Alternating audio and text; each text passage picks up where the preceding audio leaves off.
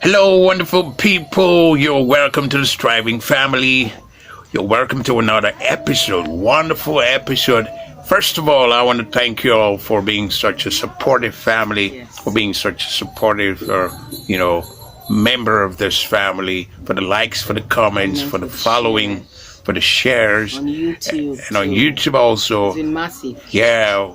Right now we have a couple of about 22 subscribers, and we want to thank you all for that support. And we want to also advise you to also like our pages on Facebook. We are on Twitter, we are on Instagram, and we are on TikTok, and we're also on YouTube at the Striving Family. All right, so today I have my lovely partner as usual. Call me Jay, and I am Eddie J, and today we're going to be talking about, what are we talking about today? Leaving a functional mobile phone for your kids at home when you're not around with them. All right, so as parents,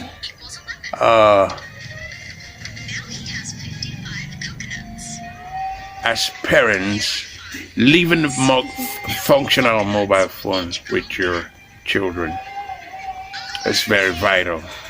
Yeah. So let's get into it. You're not around with your children at home. You're out, maybe for something, maybe for shopping, or maybe to attend to one or other thing outside. I think it's very vital to leave a functional mobile phone with them because, you see, in this age and time, where things happen every day, I got to see a video of something that happened some time past, where there was a fire outbreak in the house and there were children at home, and their mom stepped out. Their mom was supposed to be with them, but their mom stepped out of the house. And because even if you can't afford a mobile phone that has to do with video call, that you can always video call them at all time, I think even leaving a touch light phone, all those small phones that accept only SIM card, is very important, so that you can always check on them at interval. You check on them every time. After every 5 minutes you call in, you check on them to know what they are doing. Because I heard a story of something that happened, not actually in Nigeria, happened in UK. This mother went to a particular shop. They have days of open. They don't normally open every day, but each time the shop opens, they run sales and things are always affordable. And outside the country, it has to do with paying a lot of tax and so on. So I feel as a woman, looking for a market that things will be cheaper for you to afford for your family is very necessary. So she left a 10-year-old and I think a 7-year-old, and there was no mobile phone to check on them at home. So all of a sudden, I think they started fighting, they started arguing. From there they started fighting, a lot of things happened. And a neighbor outside, in the Western world, what they do is they mount a camera. Once you live with them and you close to them as a neighbor and you are black, you are automatically a suspect. The woman mounted a camera to just be watching that black family, to see they are going out and they are coming in, if they are doing anything creepy, because they seem not to trust us. God will help us in that. So the children started fighting, and not knowing that this neighbor has been picking on them, has been picking on this family for a very long time, because they are black, obviously. But Black Lives Matters. So he made the kids started fighting. He put on a call. He called the normal regular number they call during emergency, that something is happening at home. And outside the country, Western world, you cannot leave a 10-year-old. In Nigeria, you can leave a 3-year-old and step out. And just tell your neighbor, okay, I put on phone, the TV is on, he's going to be watching, I've kept food for him, I'm stepping out, I want to buy something. But outside the country, it's not applicable. It's easily done in Nigeria. But outside the country, don't leave a 10-year-old, even a 12-year-old outside without nobody proper care. Supervision. Yes, just leave. So the neighbor was actually monitoring and watching them. He made the woman stepped out. He noticed that the woman was not coming in for a long time. Of course, the husband must have gone to work. He put a call because the children started fighting and breaking things. He put a call through to 911. They came down. When they came, they didn't see the mom at home, and that's how they wrote a letter, drop for the woman. The woman came back They came back later, they pick up the kids. It was a struggle to get the kids back. Means I didn't really follow the story again if the kids has been retrieved back. So you can imagine, what will the woman tell the husband when the husband comes back? Where are the kids? Right. Understand? What she did was not bad. Going to look for a market that things are cheaper to, like groceries, to buy for the family. It's not actually bad. But leaving them behind, leaving okay, them without behind the supervision of an yes. adult, okay. Another thing is that without communication, at least phone would have helped. Anything can happen. Could be, disaster Yes. or fire outbreak. As at the time, the neighbor called the emergency service to come over to the house. Once they heard a knock on their door, if they had a phone, they would have called their mom. Yeah. Even before the argument started, Yes. the senior one would have called the mom. Oh, this is what what's this happening, is doing to me. Or this is what, and this one, the mother would have said, okay, give the call to this, give the phone, put this one on phone. Let me talk to him. Maybe he would have just said, what happened? You guys should stay in peace. Don't fight. Okay, I'll soon be on my way. As in the communication, leaving a functional mobile phone at home with your kids when you are not around with them. Very as vital. parents, we should devise means or avenues to communicate with our children. Always. Always. At all points. Even when we are not around. Yes. Most especially when we are not around them. That upbringing is very important. It's very Always vital. calling to check in on them. Very It's vital. very good, yes. Especially when they are still teenagers, when they are still children. So once your child can handle phone, let's say basic age from age 6 or 7. Right. In fact, there are 3-4-year-old children nowadays that can handle phone. You'll be shocked. All right. So now the question is, given the fact that there are many misconceptions about children handling phones and all of that, and having to check having to check what your children are watching per time, parental control on devices and all of that. I know most parents are very skeptical about giving, there's Android devices, to children because it exposes them to. Okay, let's do it like this. Don't leave Android phone with your children. What about landline? What about those lines where there's home? Yes, those home landlines. Right. They still exist. You can leave those ones where they will not be able to like peruse the phone, go through stops and so on. Leaving an Android phone is actually risky because some children are very smart and intelligent. The next minute they are doing this one, the next minute they are up to something. So at least what I mean is that leaving a phone, at least a touch phone. That has to do with only SIM card. Right. No internet connection. So what age are we looking at? What age bracket are we looking at? A 5-year-old can pick up a call. In fact, even a 3-year-old can pick up a call. It's not safe to leave a 3-year-old at home alone. Right, under the care of nobody advisable. And step out. It's very risky because they seem to like copy things that we do. Like I've seen a 3-year-old. I've seen my son, 3-year-old, wanting to always put on the gas. Right. Yes, parents, we are the first teacher of our children. Yeah, everything you do, they sees copy everything, from you. right? They want you to do. They want to do everything Learn you do. from you. So definitely, I've seen my 3-year-old trying to put on a gas, which is very risky.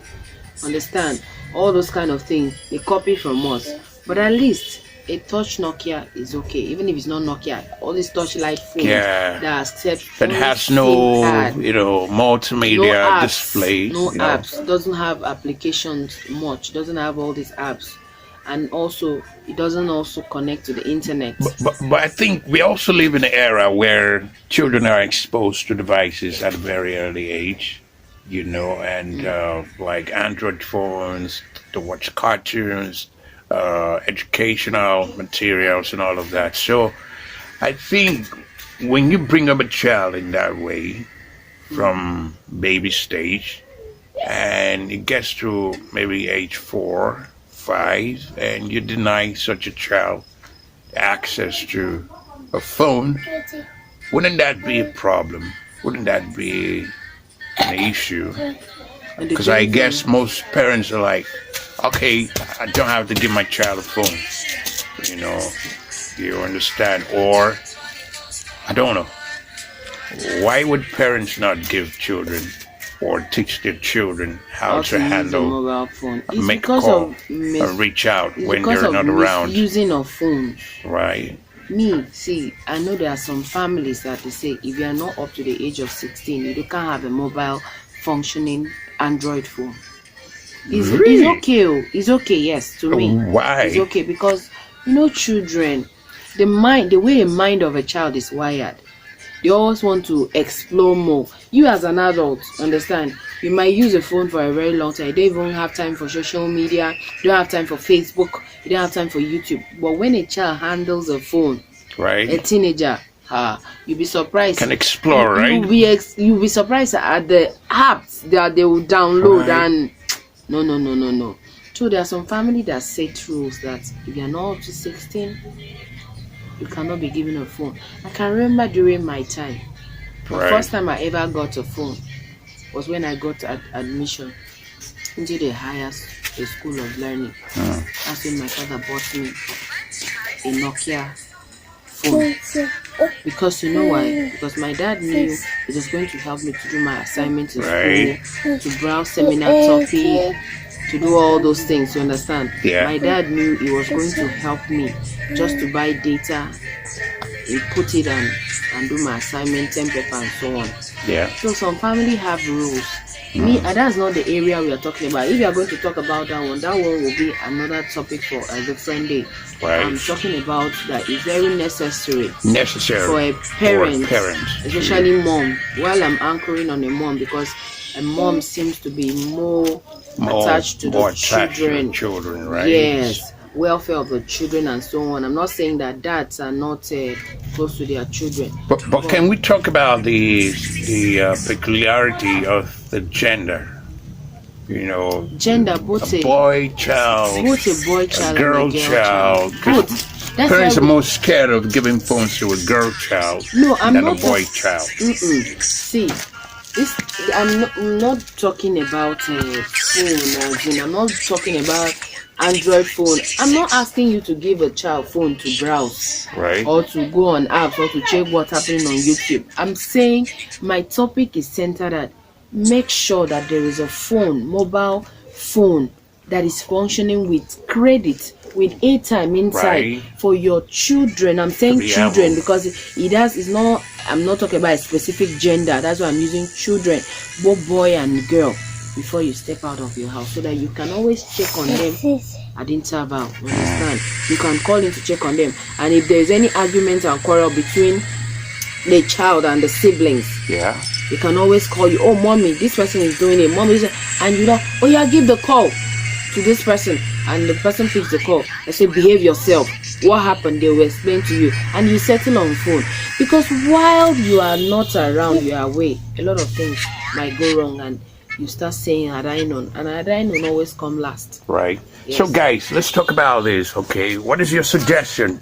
Should parents not leave a functional phone with the children, or should they? What are the chances? What are the disadvantages? It can actually avert a lot of things. Yeah, what are the consequences? Okay, so let's discuss. All right, so you guys just like this page, share your thoughts, share your opinion on the comment section. Okay, make sure you subscribe to our YouTube channel, make sure you follow us.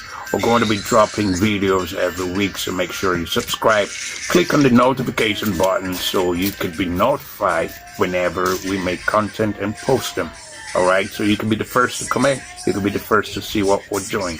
All right, so we are talking about parents leaving functional phones at home. When they are not around.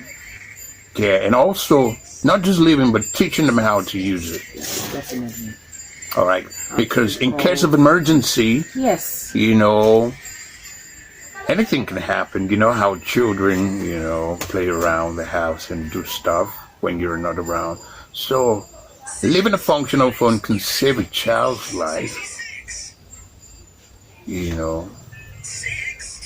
And also, apart from phone, you could also teach your children some cognitive skills, how to maybe reach out to a neighbor when there's an issue. Yes. Some good neighbors, not some bad ones. You know, reach out to a neighbor if there's an issue to get the neighbor's attention or family member or someone around. So it's not just fun we're talking about. We're talking about how to teach your children sensitivity to issues and to situations and to circumstances around them. You know, so they could always ask for help. You know, so that's what we're talking about. All right, so what are the consequences? Let's talk about the consequences. Of not leaving a phone at home. Of course, you already know the consequences. In case of emergency, like you said, understand, the children will not be able to reach out to the parent first. First, right? Or neighbors, when the parents are very far from them. Person. All right. Yes. Because nowadays, the way the setting of homes are now, somebody can stay in a flat. And I can remember when I was a child, my dad was working far away in Lagos, and my mom was the only one with us. And she needed to run our business. Right. She was selling restaurant as at that time. I can remember the compound we lived was a public compound. All this face me and face you neighborhood. So, right. And there were a lot of polluted children around the compound. So my mom would always lock me and my brother in. Then we were just two as at that time.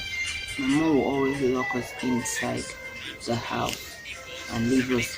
He will keep a potty, he will keep food for us to eat, he will keep pot in case we need to wee, in case we need to poop, and leave us just because she was trying to protect us from not getting involved with other children in the compound or getting polluted. You know, when you work very hard to just make sure you provide all you have to for your children, make sure and your child doesn't get involved with you know, when children seem to play with other children that are not really exposed, that are not really given the training, they learn a whole lot of negative things, and it stays. It's very difficult. Yes, it's very difficult for good things to stick to the brain. Bad things easily stick to the mind of a child. Like you hear your child come back and tell the sister or the brother, Waka, where did he get it from? Has he ever heard you as a mother say that? You must have learned it outside. So the best way, since my dad was not around, I didn't have an elderly person around. What my mom usually do before going out for our business, rather, my mom will lock us inside the house, keep food, keep potty for us. Then it was not this age of mobile phone, this thing, yes. Then I think this one SIM card used to be thousands of naira. In fact, I was matured when SIM card phone came out. Before it was landline, before mobile handy phone came out. Right. Yes, I was matured before that phone came out, and then SIM card used to be like winning a trophy. Yes, it's not like now you can. Yeah, it wasn't available to everyone. Yes, so it wasn't. It was expensive to get a phone. It was expensive. It was for the high class. You understand? So, but nowadays phones are cheaper. You can easily get a phone. Let me not say. Or even a second-hand phone. Let me not mention the phone as if I'm advertising for the phone company. You can easily get a touch light phone, all those small phones. It can aid communication between you and your kids when you are not home. I feel, I'm not saying it's a sole responsibility of a mother. It's a sole responsibility of a parent. Right. So, and this will help. This will advance because this runs down back to the question you asked, the consequences. The consequences. Yes, you know, when you leave a mobile functioning phone at home for your children to step out. One, remember I said it will help you check on them at interval. Secondly, in case of emergency, they'll call you first or they'll call your neighbor. I feel they should call you first. Yeah. Then from then you can put a call through to your neighbor to check what's check happening. On them for you. That's you have a good neighbor living close to it. That's a very valid point. Yes.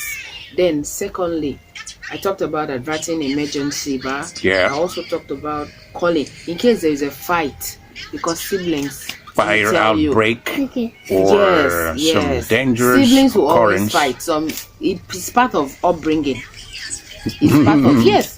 Siblings will always fight to love each other. Right. You understand? Yes, it's part of the upbringing. So in case there is a fight, children seems to report each other so much. Mommy, this one did this. Sorry. If my own 3-year-old nobody has touched him, he'll just come and say, "Mommy beating me, mommy beating me," because he just wanted to say sorry, That's all. even if nobody beat him. So you understand? So that they can always call you on phone while you are away. Don't say, I'm away, I'm not around. I Yeah. should rest from their reports. Right. At least when I go back home, they start their report. That's how they are wired. So please, parents, mothers, mommies, please try and leave a functional mobile phone. It could be a touch light for Right. your children so that you can check on them at interval. You can call through. They can call you to report in case of emergency and otherwise. It's very, very necessary. Yes. All right, guys, you've heard it all. Make sure you follow us. Make sure you like this post. Make sure you share it to someone who would want to get this information or would want to learn from this, okay? Share, subscribe to our YouTube channel at The Striving Family. www.youtube.com/@The Striving Family. Follow us on Instagram. Like our page on Facebook. Support our community, support us as we grow together. And we're going to be bringing you more vital and more productive content. Thank you so much. See you next time. Bye-bye.